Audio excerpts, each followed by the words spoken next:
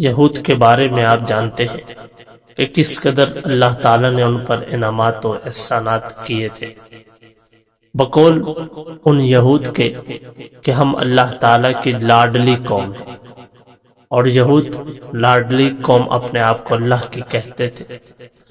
بہت سی لغزشوں کوتاہیوں کے باوجود اللہ تبارک و تعالیٰ نے ہمیشہ دنیاوی اور اخروی اصلاح کے لیے ان میں پیغمبروں کا سلسلہ جاری رکھا اور انہیں اس دور کی سیاسی اور مذہبی قیادت و سیادت سے نوازا ہوا تھا۔ اس دوران ان پر کئی انعامات و احسانات کا سلسلہ بھی جاری رہا جو بنی نوع انسان کو ورطہ حیرت میں ڈال دیتا ہے۔ اللہ نے بنی اسرائیل پر اپنی نعمتوں کا ذکر کرتے ہوئے ارشاد فرمایا، یقیناً ہم نے ان بنی اسرائیل کو رہنے کے لیے اچھی جگہ دی، یعنی بلاد فلسطین و شام۔ اس طرح اللہ تبارک و تعالی نے قرآن کریم میں دیگر مقامات کے اوپر انہیں اپنی نعمتیں یاد کرائی۔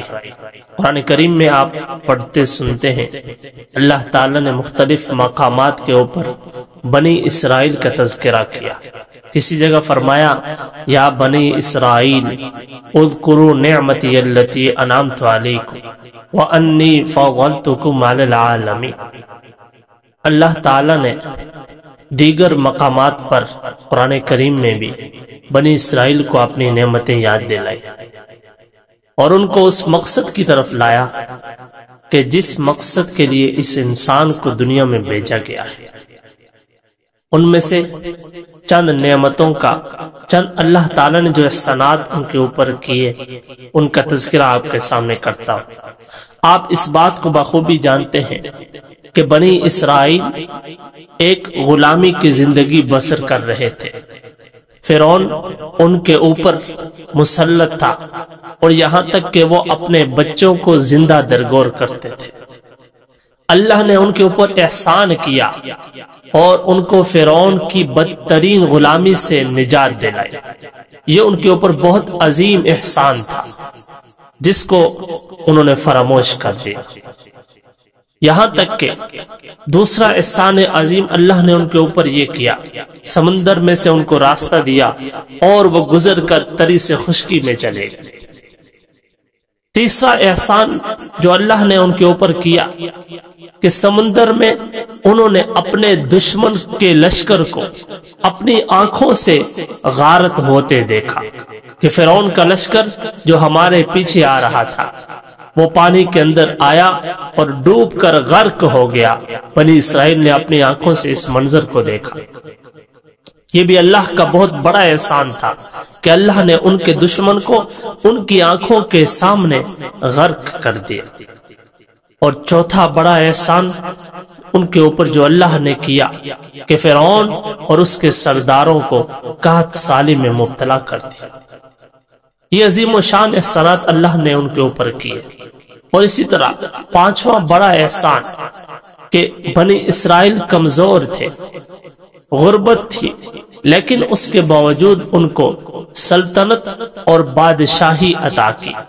پھر دنیا کی اس وقت کی دیگر قوموں میں اللہ نے ان کو فضیلت اور مقام عطا فرمایا، یعنی جتنی قومیں اس وقت آباد تھی ان قوموں پر اللہ نے بنی اسرائیل کو فضیلت دی، مقام اور مرتبہ عطا فرمایا۔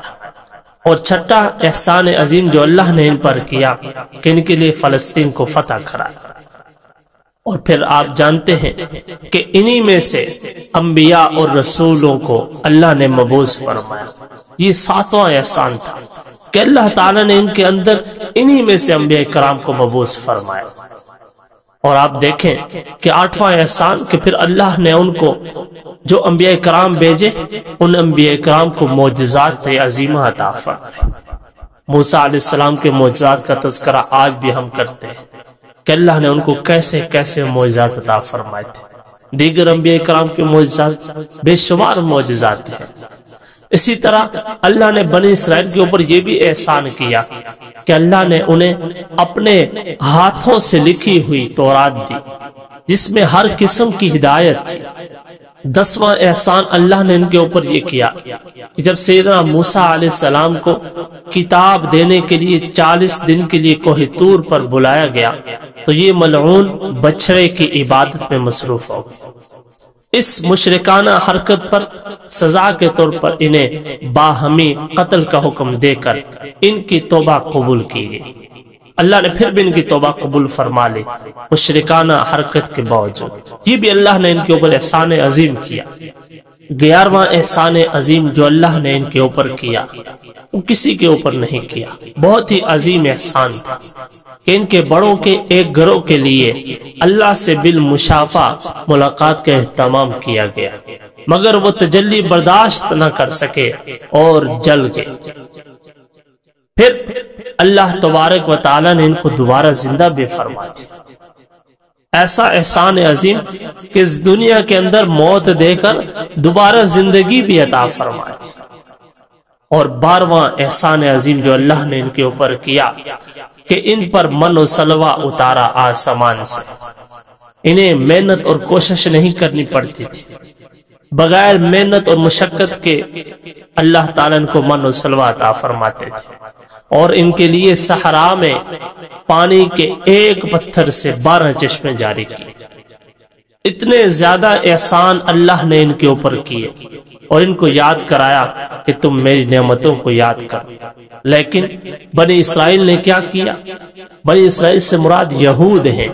یہود نے پھر کیا کیا؟ اللہ کی نعمتوں کو بدل دیا۔ اللہ نے ان کے اندر انبیاء کرام کا سلسلہ جاری کیا۔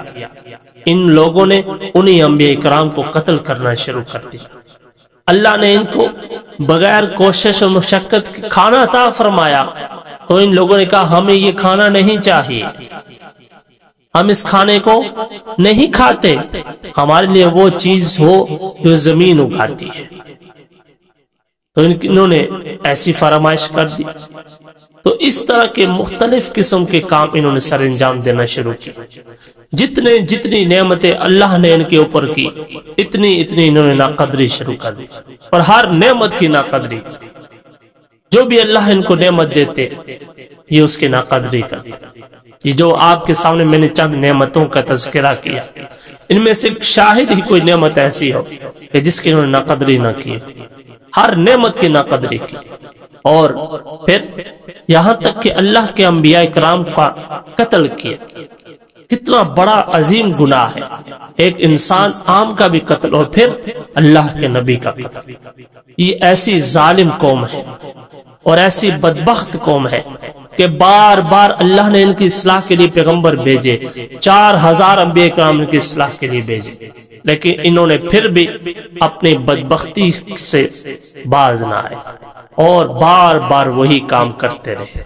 اللہ تعالیٰ ان کے فتنے اور فساد سے ہم سب کی حفاظت فرمائے۔